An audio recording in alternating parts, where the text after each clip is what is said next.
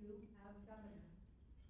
The questions today were sourced by CREDA, New Mexico, and the 25 business organizations and associations joining us as co-hosts of this forum. Together, these organizations represent businesses, industries, and communities from across New Mexico and help identify the issues and questions most important to their members. I also want to be very clear about the process. The candidates did not receive these questions in advance. They were provided with the general topic areas that would be discussed today, but they have not seen the specific questions.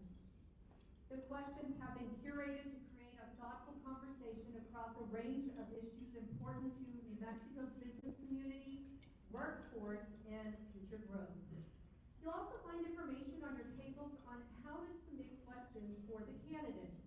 Audience members can submit their own questions through our application, plus view and upvote questions submitted by others, and if time allows at the end of the program, we will select and ask a few of those audience questions.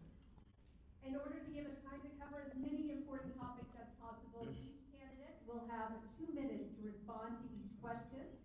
I may also ask follow-up questions when appropriate, so please keep your answers focused and within the allotted time. We ask that everyone approach today's conversation in the same spirit with respect for both candidates and an appreciation for the importance of hearing directly from those seeking to lead our state. With that, let's welcome our candidates and get started. First, our Democratic nominee for governor, Deb Haaland, a former U.S. representative and former United States Secretary of the Interior. Please, everyone, help me welcome Secretary Haaland to the stage.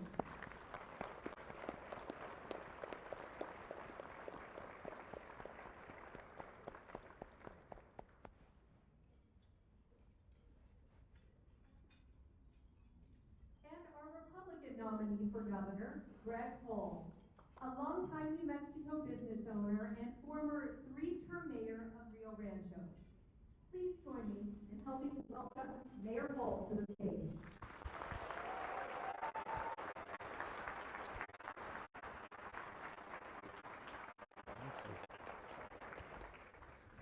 Great to see you. Again, a big thank you for both being here and for participating in today's conversation. Obviously, you can see so many people are interested. Go ahead and you grab your mic and have a seat. Okay.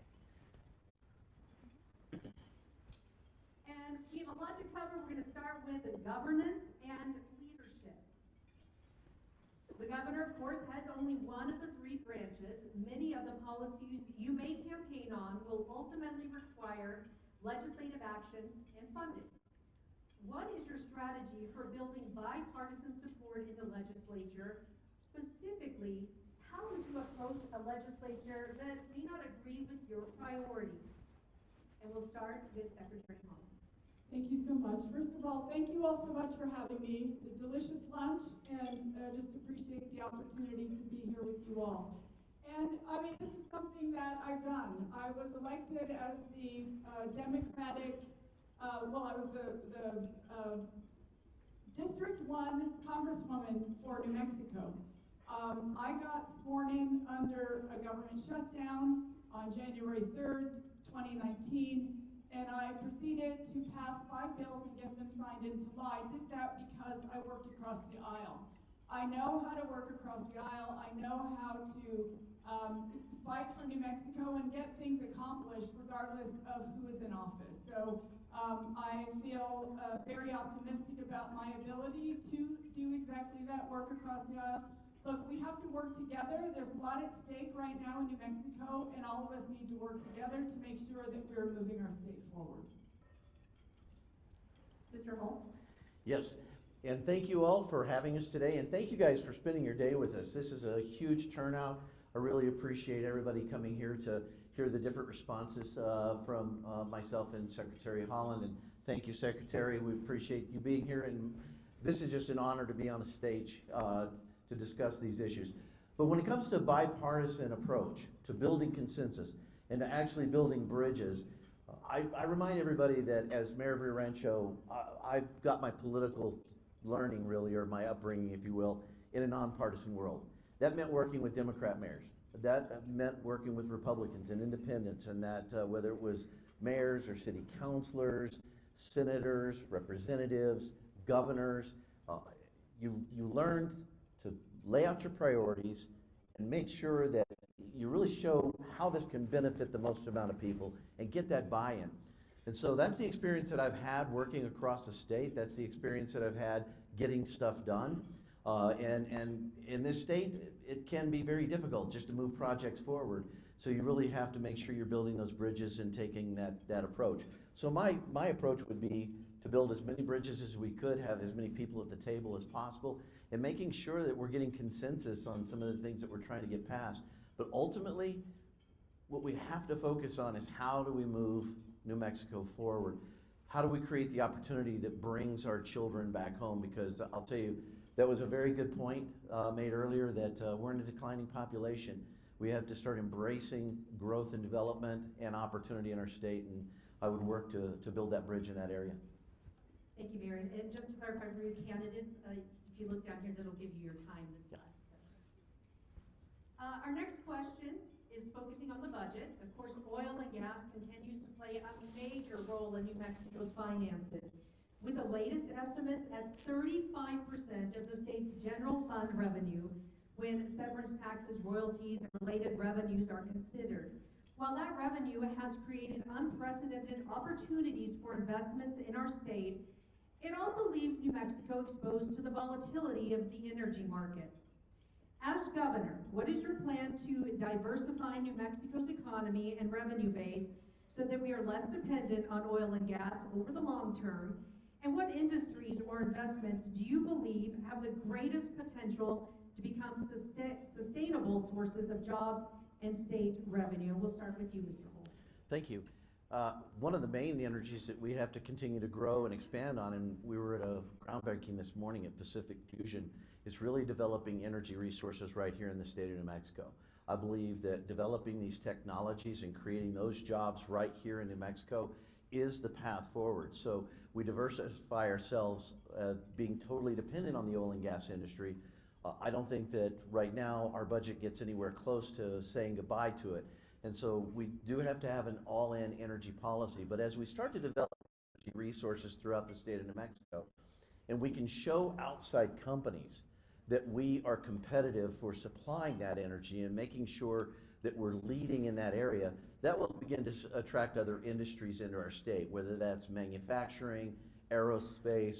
Right now we have a huge opportunity in the space race throughout the state of New Mexico with some of the investments that we've made, and capitalizing on those, bringing those together, and really thinking about what the next generation of jobs look like.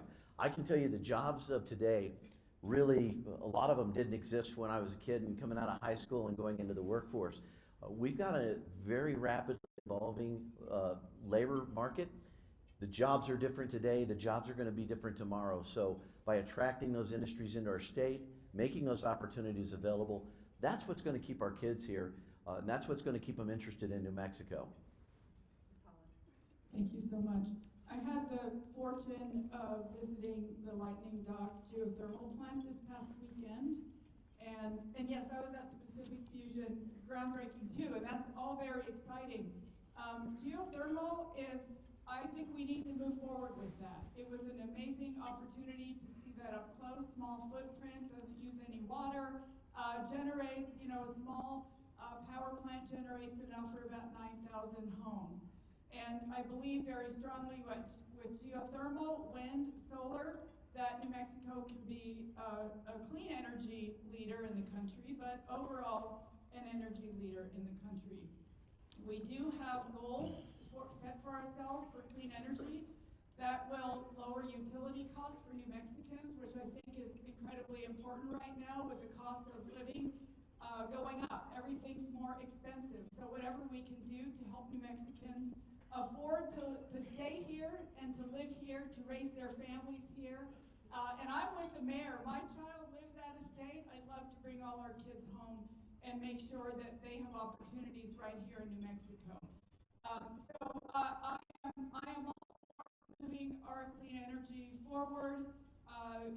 think that that is a viable option for us, especially when all of us know what the wind can be like here in New Mexico. That's absolutely an option for us. As far as investing, tech startups are a good way to invest. We've been doing that already, and those are clean and good investments for our state. Whatever we can do to bring sustainable industry to New Mexico, I think will help our future generations. Thank you. Our next question is, New Mexico is sitting on an extraordinary financial asset, a roughly $75 billion portfolio of permanent funds built largely from the state's natural resource wealth. Those funds are now expected to contribute at least $3 billion to the state budget this fiscal year, roughly 27% of the state's $11.1 billion general fund budget, and just about 4% of the total permanent fund portfolio. Do you believe the state is drawing the right amount from these funds, or should we be taking more, less, or about the same, and why? We'll start with Secretary Holland. Thank you so much. Of course, I know a lot, I've been traveling around the state, so many people pose the question, are we a rich state or a poor state? And sometimes it's difficult for New Mexicans to make ends meet. 40% of our population is Medicaid eligible. And so what I believe very strongly is that we absolutely need to invest in our communities. We're here today to talk also about affordable housing. There's a need for affordable housing. I've met with so many developers, roundtable conversations across the state. We know that we need more affordable housing to nip that issue in the bud. We also, for my part, my plans include education, helping students to read more. We need to bring trades back to our public schools in a big way. Ensure that we are introducing the trades to middle schoolers so they can see a career pathway. Hands-on training in high school and paid apprenticeships when they graduate. Those are all ways that we can develop our workforce for the future. Healthcare. Every New Mexican should be able to access quality healthcare regardless of where they live. I want to see a public option come to fruition for New Mexico so that no New Mexican is without health insurance. All of these things cost money, of course. Public safety, ensuring that we give our law enforcement officers the tools they need to get violent criminals and illegal drugs off of our streets. I think that we can obviously spend as much money as we can muster from the state legislature to address these issues. I am ready to have deep conversations with the appropriators and the folks who realize how important these things are to New Mexico. Mr. Hall. Yes, so the answer to that question, because we have to remember that the permanent fund or the sovereign funds right now, those are not reoccurring dollars. They currently generate reoccurring dollars through the investments that are made through the State Investment Committee. So we want to be very cautious about that. And I'm very happy to see today that a very strong partnership was done with the State Investment Committee along with Pacific Fusion to bring jobs, bring investment into New Mexico, using those dollars to really grow a future for our children. Now, when we look at the permanent fund, one of the things that it was set up for is a rainy day fund. And, well, we know we're all in a drought right now. So maybe we should be looking at ways to invest that in a strong and resilient and sustainable water future. So I'd like to see more money invested in water futures, working with our local communities to solve those water problems. Rio Rancho, we took the bold step of investing in aquifer recharge. And over the years that's been running, we've put more than 500 million gallons of water back into the aquifer for long-term storage. When you go out there and you look at the Rio Grande the way it is right now, I would argue it might not be raining, but it's really dry out there, and a lot of communities across our state are experiencing wells that are drying up. We've had 4 communities already declare water emergencies. We've seen Elephant Butte at its lowest level in the history since it was created. These are all front and center issues that I think that we need to be investing in. We have to be careful with the permanent fund that we're not allocating money to reoccurring expenses from a one-time money source. So we've got to be responsible about it, use it in an investment that invests in infrastructure and long-term sustainability. That's also going to attract new investment and new jobs to the state of New Mexico. And with that, we are going to move on to education. New Mexico has made historic investments in public education, but employers continue to tell us they struggle to find workers with the basic academic and technical skills they need. What measurable outcomes would you expect to see from those investments over the next 4 years? And what would you do differently if those outcomes aren't being achieved? And we'll start with you, Mr. Mold. First off, we'll measure the amount of kids that can actually read beyond a certain grade level, right? I think that's got to be important because I heard this said. I'm going to steal this comment from somebody that I was talking to yesterday. In K through 3, you learn to read, and from 4th grade on, you read to learn. So you learn to read and then read to learn. And I think it's so important that we make those investments early on so that we're working together to make sure our kids get the best possible education. And then when we get up into middle school and high school, something that I'm very, very, very supportive of is investing in career technical education. There are kids that just want to get a 2-year certificate or just go right into the workforce coming out of high school.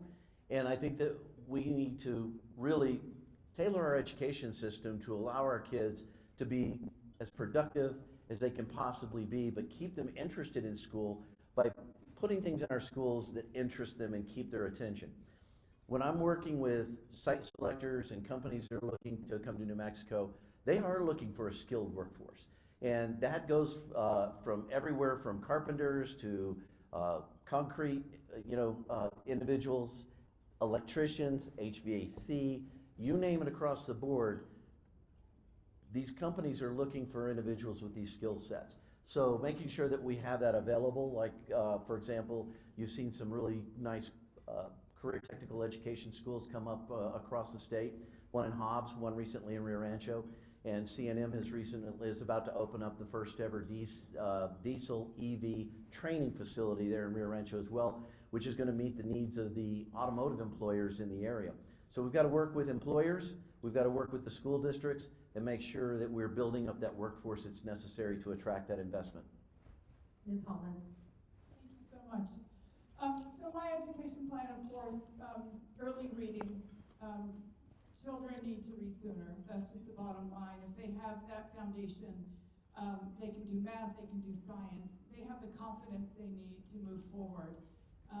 I think we all read a headline several months ago that talked about 14,000 kids in New Mexico not working and not going to school. We need to reinvigorate our youth with a desire to learn. And so part of my education plan also involves bringing trades back to the schools in a big way, as I mentioned earlier. Career pathways in middle school, hands-on training in high school, paid apprenticeships after they graduate. And these are for kids who don't necessarily want a 4-year college degree. If they're like me, they may go to college eventually. I didn't start college till I was 28. And so I went right to a full-time job after I got out of high school.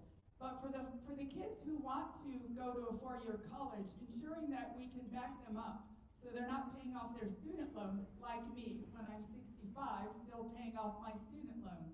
So the state needs to support whatever kind of learning that our kids want. The bottom line is they need opportunities.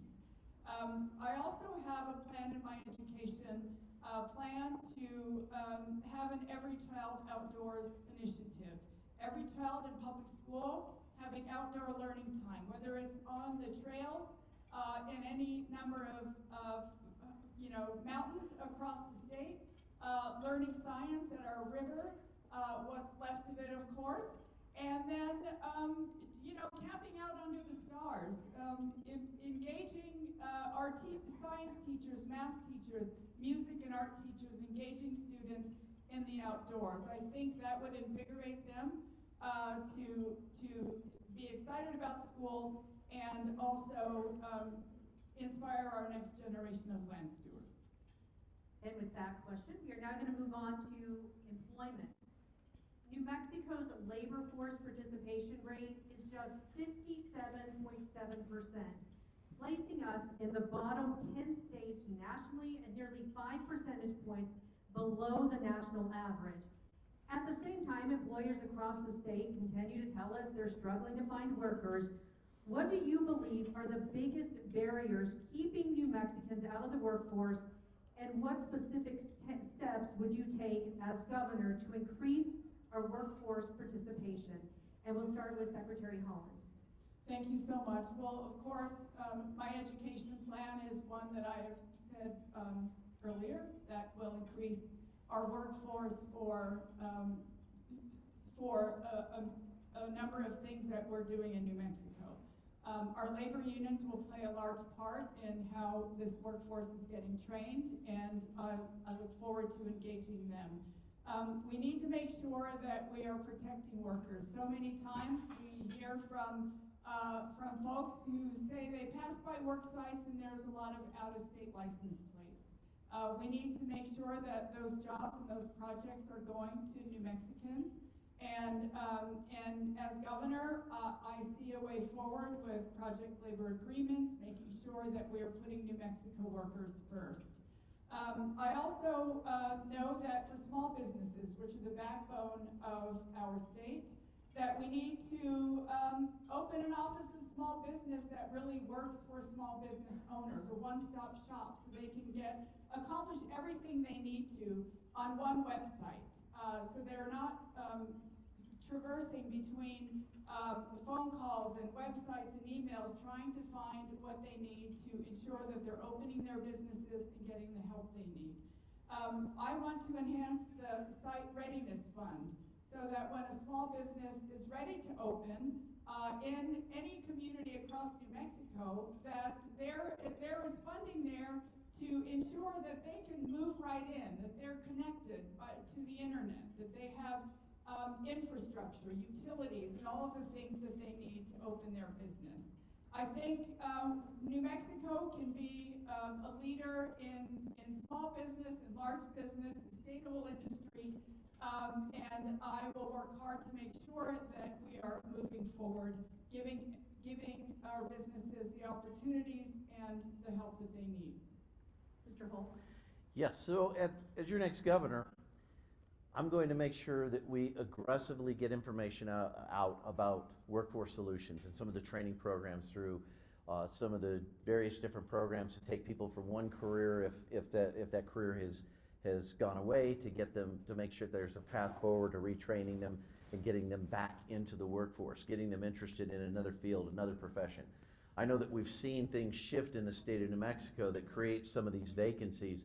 And for example, I know that when we were transitioning away from the P&M coal-fired plants up in northwestern New Mexico, that displaced a lot of individuals that worked there for years.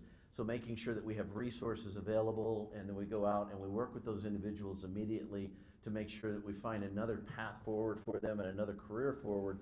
And for a lot of people, that's hard to do. When you've worked somewhere for 20, 30 years, and then all of a sudden, your job's just gone and you're expected to move into another industry or relearn everything from the start again. That's very difficult. So one of the things that I will be very focused on is creating workforce training programs that allow us to reach out and make sure that individuals that have either been displaced or are not currently working understand the opportunities that are available right here in the state of New Mexico. I sat on the Workforce Solutions and Workforce Development Board for years, and this is a critical issue across the state of New Mexico. It's when you're thinking about getting these individuals motivated to work, we have to make sure that the opportunities are here that they're interested in that will motivate them to actually get into the workforce. And that goes back to recruiting companies, bringing jobs to the state of New Mexico, creating opportunity, because if they're not working, unfortunately, they're probably leaving the state. And Secretary, you did mention a little bit about this, but I want to go a little deeper into project and labor agreements, PLAs, are one approach to structuring labor on publicly funded construction projects Supporters point to workforce standards, coordination, and labor stability, while some contractors have raised concerns about access, cost, and competition, particularly for smaller or non-union firms. And this will start with Greg. What is your position on requiring or encouraging PLAs on state-funded construction projects? And what factors should the state consider when determining whether a PLA is appropriate for one project, and what safeguards, if any, would you put in place? Well, at the current time, I know that I believe Albuquerque has a policy of projects over $10 million have to have a PLA. And while I'm not opposed to project labor agreements as they pertain to making sure that there's a stable workforce and there's consistency in the contract and there's predictability in there, also I'm very concerned that these disenfranchise a lot of our smaller employers, our smaller contractors that don't necessarily have all the resources. They might not be union members, and all of a sudden they're being disqualified from being able to bid on these contracts. And really, when you think about this, especially when it's a government contract, these are taxpayer dollars, and a lot of our small businesses actually pay taxes, believe that or not. How many our small businesses here pay taxes? Yes, okay. And yet, a lot of our small businesses are excluded from bidding on taxpayer-funded projects because of the restrictions that are found in these project labor agreements. So while I see them as a tool for some of the bigger jobs and the companies that really need to make sure that there are certain conditions being met, I don't support them getting down into where they just make a completely uncompetitive field, and it eliminates a huge portion, which, by the way, in New Mexico, the biggest labor pool of all businesses are our small businesses throughout the state, and it's our small businesses that are really generating the economy, and our small businesses should have the opportunity to bid on those projects competitively and fairly so that they can see success in their companies as well. I hate to see large companies put small companies out of business just because they have the resources to comply with a contract differently than what a small business might. Thank you so much. And as I've said and consistently said, of course, small businesses are the lifeblood of New Mexico, and I'll do whatever I can to lift them up, to make sure that they have what they need to thrive. Project labor agreements, yes, they have a place in our state, and I believe very strongly that if we have union labor, it does make our state stronger. I've spoken with a number of labor unions across the state. They are committed to training our young folks, committed to training the folks who are up and coming so that they can be electricians, carpenters, plumbers. They serve an important part of our economy here in New Mexico, and I believe very strongly that upholding livable wage, benefits, those kinds of things are also important for everyone statewide. Of course, there is a place for small businesses all over New Mexico, and they'll apply for these contracts in the best way possible. I really feel like there is enough work to go around, and that it will be important for the folks who want those skills and need those skills to learn them right. And I just think that we need labor unions in New Mexico, and we need small businesses in New Mexico. And I think it's not an either-or question. Taking a look at the current business environment in New Mexico cannot grow without building more housing, more commercial space, more infrastructure in the places where New Mexicans live, work, and play. But developers and investors need to know what the rules are, how long the process will take, and that those rules will be applied consistently. Lengthy or unpredictable permitting, entitlement, and inspection processes can add significant costs and make New Mexico less competitive for investment. Secretary, as governor, what would you do to improve the speed and predictability of development in New Mexico? And because many of these processes are controlled by local and home rule governments, how would you use your authority and influence of the governor's office to encourage local jurisdictions to improve transparencies and rules? Thank you so much. And of course, if I'm New Mexico, I would use my power of convening. I can't believe that there's one town, village, city across New Mexico that doesn't want to move their city, town, village forward.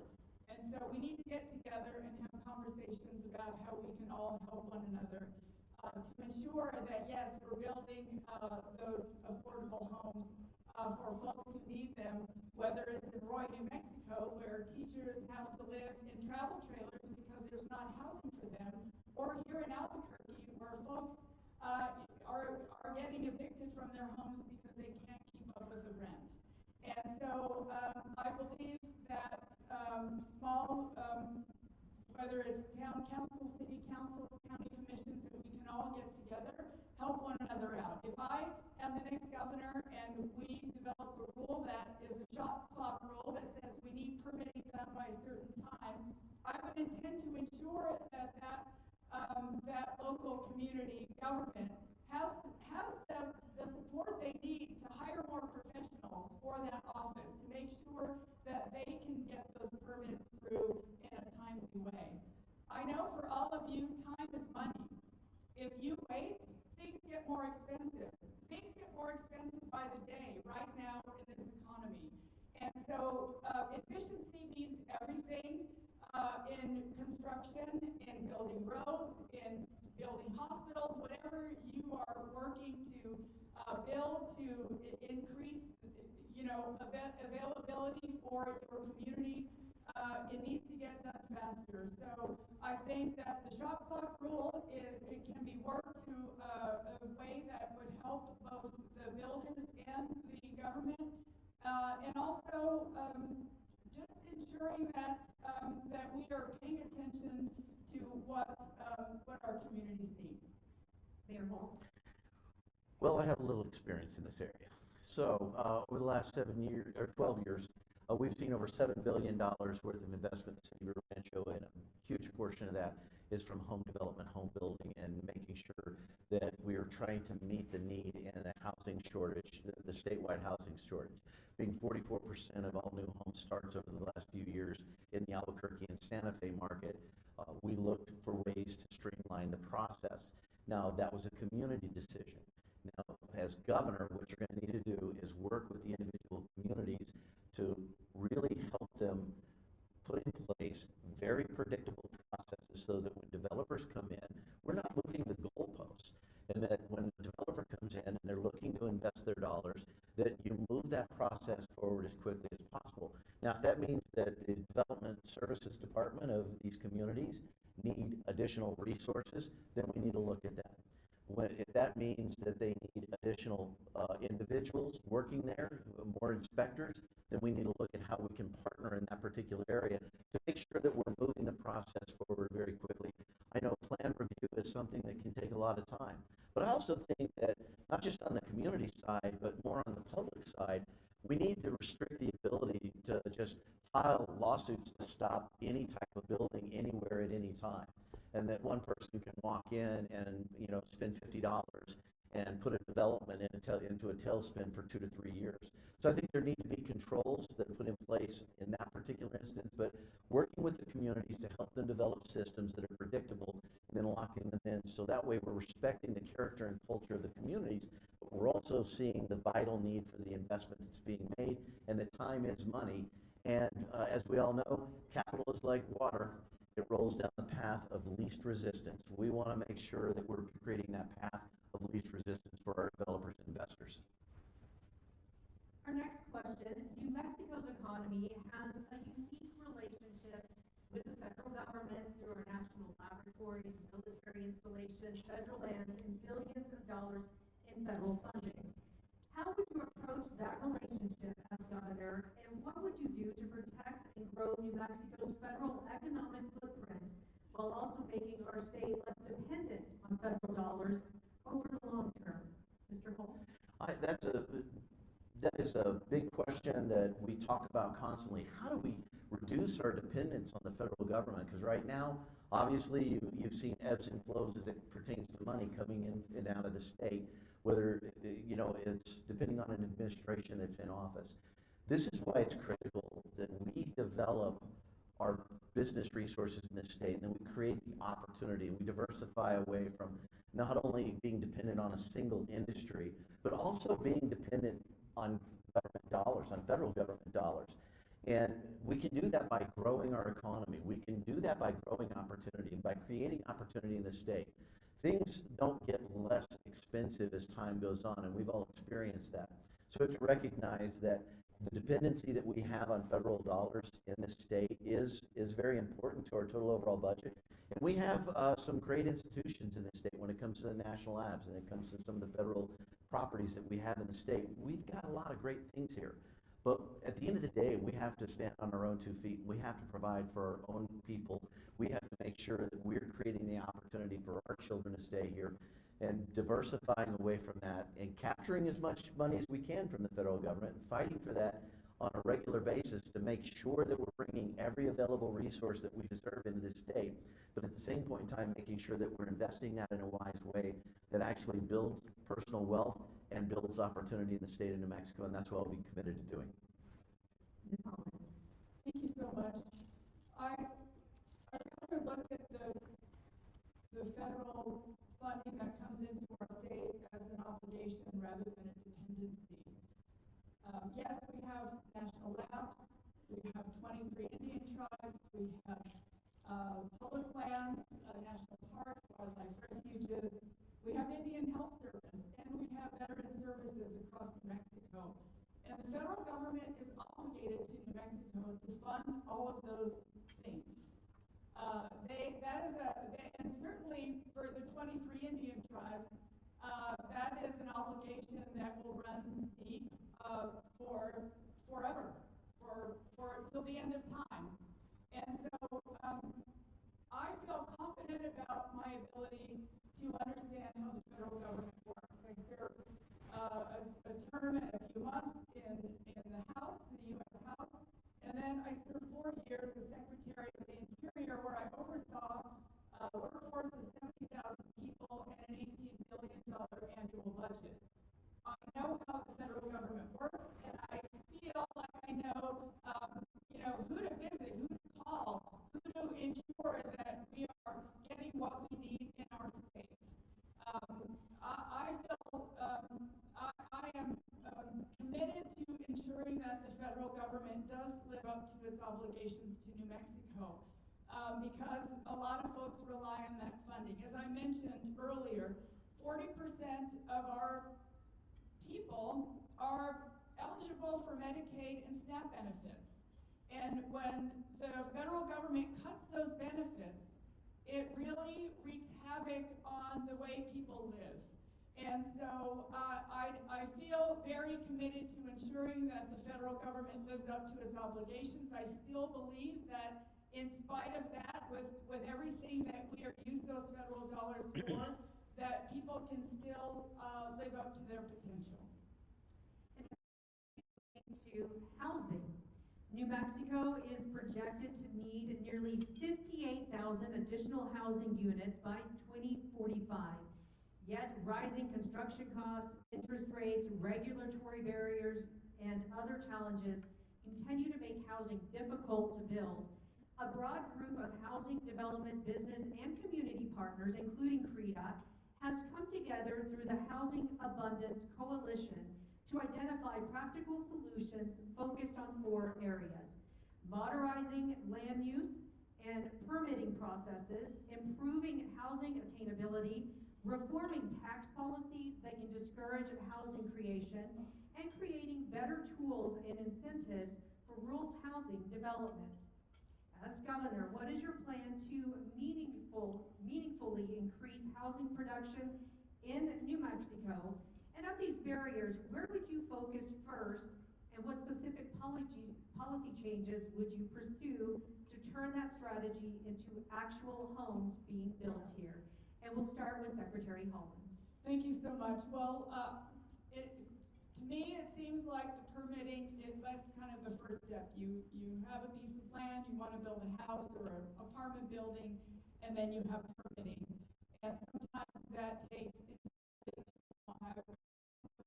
developers over the course of my campaign, and they have stated that they move on to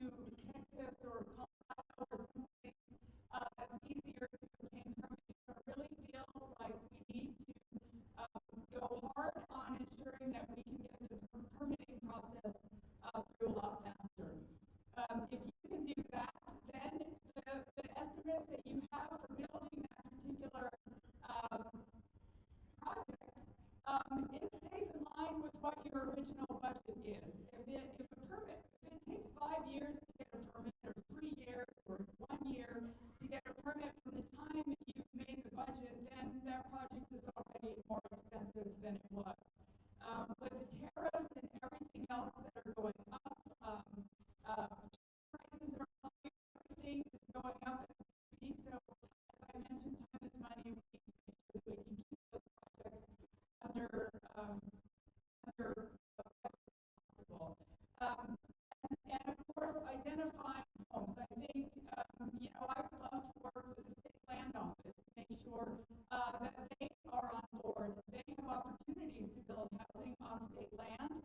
I spoke with Doñana County this past weekend, and they are planning to make a land transfer from the BLM to the county so that they can build a 300 or 400 home project on a parcel of land in that county. There's so many ways that we can work together with other governments, moving all of those things forward so that we can build the houses that we need for New Mexicans. So the policy change, I think the first thing we need to look at in multifamily is bringing realistic tax structure to multifamily, because a lot of times the tax structure is very different than a single family residence. It's treated more like a commercial property, and this tends to escalate the expenses. It tends to escalate the rents and makes building multifamily in the state of New Mexico very difficult and very unaffordable. So we're going to need to look at policy decision is looking at how we reform, how we tax multifamily, how we tax commercial properties. I know that on single-family residential, we have yield control, and I think that we need to look at yield controls on commercial property so that, that some of our commercial businesses don't experience what's known as tax lightning, and one day your property tax bill just doubles overnight. And that's something that lacks predictability, and it is a big deterrent to investors coming into the state when they don't have that predictability. Moving on from building more homes, making homes more affordable, I believe it should be partnering more closely with developers and in specific the communities will bring forward development agreements to make funding available to be an assistant in the infrastructure part of building out a community, whether that's the streets or the sidewalks or the street lights or the water lines or the sewer lines, all those things that are functional that need to be in there. How can we as a state partner with developers to help bring down the cost of a home by being a partner in those infrastructure costs? I think there's a way forward on that. Having seen several large project developments come forward over the last 10 years in Rio Rancho, there's a lot of creative ways that we can work with developers to keep the prices down, expedite the permitting processes, and make sure that there's predictability when it comes to taxation on these properties. Before we get to audience questions, I do want to turn to crime. Crime is a costly problem for many businesses. What will you do about to ensure businesses can operate safely and their employees are not in difficult and dangerous situations? And we'll start with Mr. Holmes.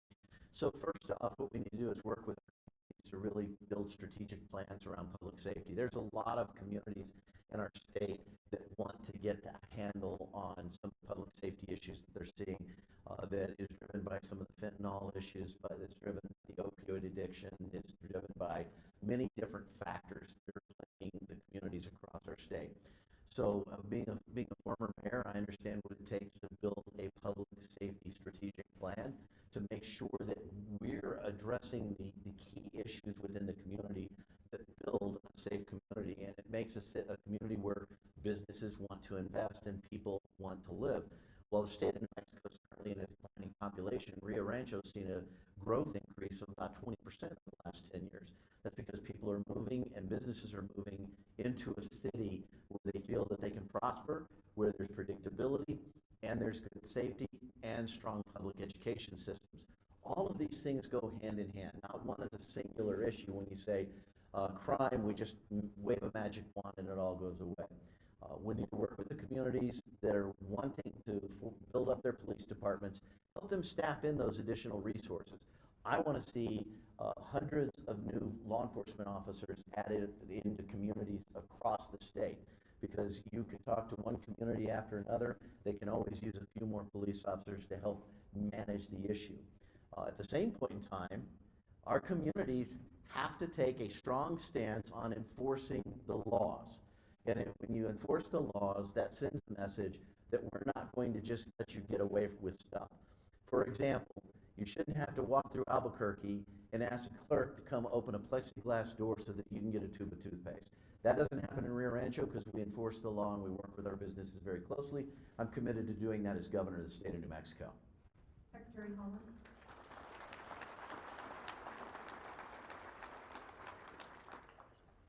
Law enforcement needs the tools to get violent criminals and illegal drugs off of our streets. They need to get to the root causes of crime.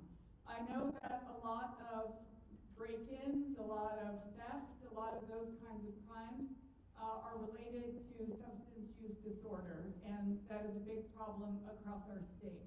I'm sure every one of us cringed when we saw the headline about the DEA letting loose hundreds of thousands of doses of fentanyl on the streets of our state. It's devastating, and substance use disorder is a public health issue, one that we need to tackle. And look, that's nothing new to New Mexico. I've been around when they were trying to close the drive-up windows for liquor stores here in New Mexico back in the 70s. It's been an issue for a long time, and we need to get a handle on it. And the best way we can do that is to tackle the issue of substance use. And so more rehab centers, more behavioral health professionals geared in that direction, ensuring that folks can get the help that they need. I had a conversation with the tribal governor not long ago, and she made it a priority to fund her police force, her tribal police force, with all the technology they needed. Cameras, license plate readers, whatever they needed, they made sure that they had it, and that particular tribal police force was able to make significant drug busts between Espanola and Santa Fe. I think that we should do what she's doing. We don't need to reinvent the wheel on these things. We need to enforce the laws that are on the books. We need to give law enforcement what they need to fight violent crime, and we need to open an office of community safety so that we have behavioral health professionals who are attending those issues so that law enforcement can do their jobs. And with that, we are going to turn to an audience question, and I will turn it over to CREDA's Executive Director, Rhiannon Samuel. Thank you, Jessica. I'm monitoring all the questions that have come in. Thank you all who have submitted. I'm going to ask the one that hasn't already been addressed with the most upvotes. What is your plan to get more doctors back to New Mexico? And then we'll start with Secretary Holland.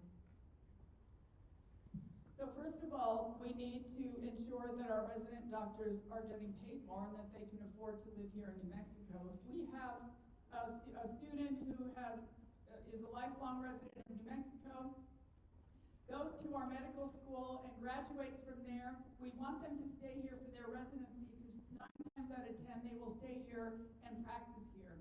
If they can't afford to live here and they choose to move to Texas or Colorado or California, then we lose that opportunity when we need it. I want to enhance our student loan repayment programs for those not just medical school students, but students in the healthcare professions across the board.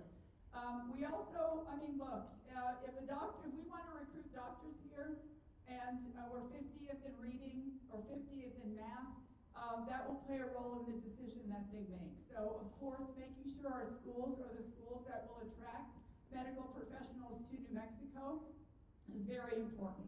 We also want to ensure that we have that we include the site readiness plan for medical clinics.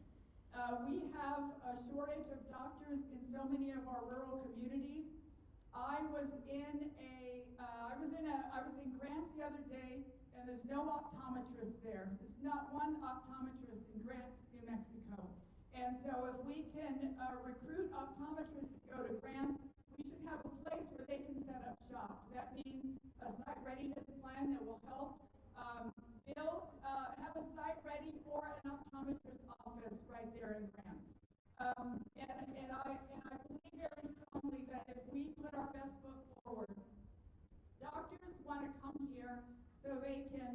serve the public so they can support their families, and we need to make sure that we do both. We should look at the GRT with respect to medical services because that has also been an issue. Mayor Hall. Yeah, so that is the main question that I hear across the state of New Mexico. How do we recruit more doctors or get our doctors back? Let's put it that way. We've trained a lot of doctors in this state, and then they get their education and they leave because of opportunities elsewhere. But New Mexico hasn't been a good climate for its doctors. I just want to take a quick second and thank all the legislators in the room that helped get HB 99 passed this past year. Yeah. And also for their hard work on getting some of the compacts passed. I think we continue forward getting the compacts passed. We continue working on those. I think it's long overdue, so we need to get those in place. HB 99 was a good first step. Now we have to rebuild the trust with the doctors that left the state because we left them subjected to limitless lawsuits on the punitive side. Now that there are controls on that, we're going to have to rebuild that trust. That might take incentivizing, having them come back through student loan repayment plans as they practice in communities. It might be incentivizing them to actually go and practice in rural communities. And I know in order to stand up some of these clinics throughout the state in some of our rural communities, we're going to have to work closely with private equity to make sure that where the state can't invest the dollars or doesn't have the ability to pay for it, that we have private equity firms that are coming in to be a partner to make those opportunities available to practice in those rural communities. So there's a whole level of infrastructure that has to be put in place, and we could probably talk about this all day long as to what needs to happen.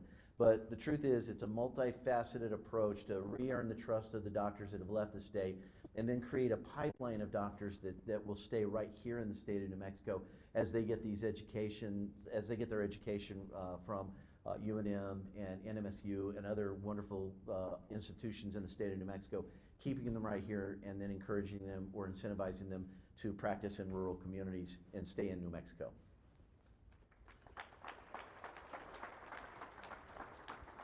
And now we will start our closing statements. Each candidate has up to 3 minutes. This is an opportunity for you to address anything you feel that was not covered today, a question you wish had been asked, an issue you believe is especially important, or something you would like voters today that make them help you understand about you and your vision for New Mexico. So we're going to go and start with Mr. Volk. Well, once again, I just want to say thank you all very, very much for attending this event today and spending your afternoon with us and really hearing about the vision and the plans that we have to take New Mexico forward. We're about to change leadership. There will be a new governor. One of the two of us will be the next governor of the state of New Mexico. And as we look forward, the key and critical issues that we're facing are going to be on the table. That's infrastructure, that's healthcare, that's education, that's public safety. When you think about the many, many issues that are facing New Mexico, and we've talked a little bit, touched a little bit on taxation. I believe that we are at a place and time in our state's history where it's time to eliminate personal income tax in the state of New Mexico. Now, I know there are other taxes out there, such as property tax and gross receipts tax. As a former business owner that had to deal with gross receipts tax and actually went through a very specific audit that dealt with that, it's a system that needs to be restructured and reformed as well to make it more business friendly, because it is one of the issues that we hear from businesses day in and day out, because it's got this pyramiding structure. But as we go to reform those taxes, we just want to make sure that we're being very careful not to damage our local communities and make sure that they have the resources to provide the services that are needed within those communities. So looking at a careful way to strategically reform that tax, I'm fully committed to that as well. So there's a lot of great issues here, and I think one of the ones that I'm most passionate about is working with our communities on infrastructure, specifically around water. Water is the top and center issue right now. When you go out and look at that river out there, and it's just running a bare trickle down that river, and how that impacts Elephant Butte Lake and the local economy there, how that impacts rural New Mexico and southern New Mexico as it pertains to agriculture.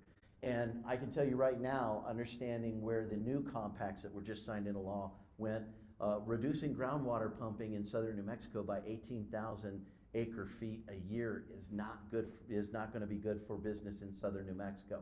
We're going to need a strategic statewide plan that looks at water more as a symbiotic issue and less of a silo issue, and making sure that we're working from community to community to help them invest in those infrastructure processes that allow them to create a sustainable future of water, but at the same point in time, make sure that we're using it responsibly, and once we're done using it, we move it on down the river so that other communities can benefit from it as well. My name is Greg Hull, and I just certainly appreciate each and every one of you. Thank you for being here today, and I would appreciate your support as your next governor of the state of New Mexico. Thank you.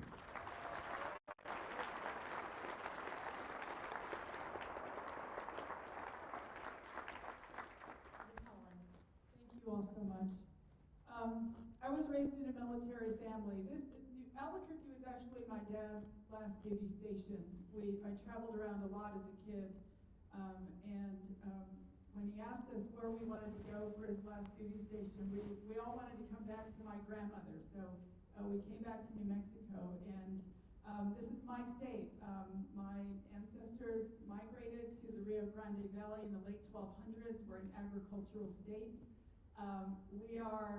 We are a state with so many possibilities, and I truly believe that a better New Mexico is possible.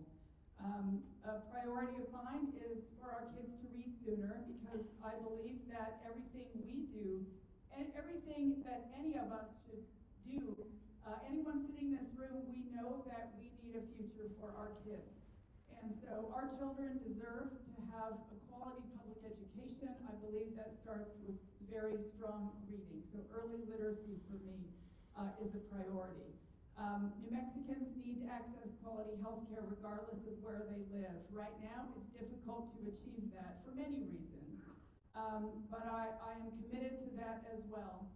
And of course, everyone wants to feel safe in their neighborhoods, and I believe that we can achieve that. The overarching issue as I travel across the state is affordability. It's hard for New Mexicans to afford to pay their rent and buy groceries in the same month. And that's devastating for a parent, and I know what that feels like, because I had to access food stamps at one time in my life because I couldn't afford food for me and my child. And so I recognize that we have a lot of work to do to help make sure that we can lift up the New Mexicans who are struggling, make sure they have opportunities, make sure that their children have opportunities.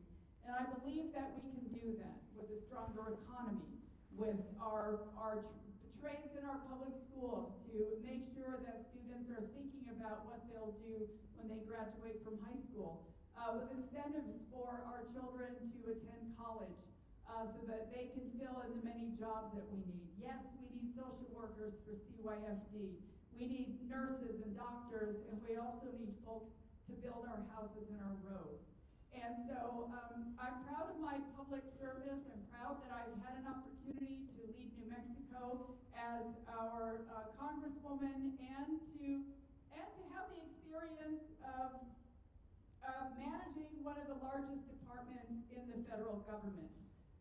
I think that New Mexico has so much potential, and as your next governor, I would love to see us reach that potential. Please feel free to go to my website. It's debholland.com. Give us a call. Leave us a message. We want to hear from you. The best ideas that I've heard across the state in the last year and a half, I know I haven't heard them all. So I'd love to hear from you. Thank you. And with that, as I welcome back Tosh to this chair, I would just like to thank Mayor, Secretary. This has been a true pleasure. It's my honor to be able to moderate this today. To everyone out in the audience, thank you so much for all you do in growing our city and moving us forward. Thank you. It's an honor.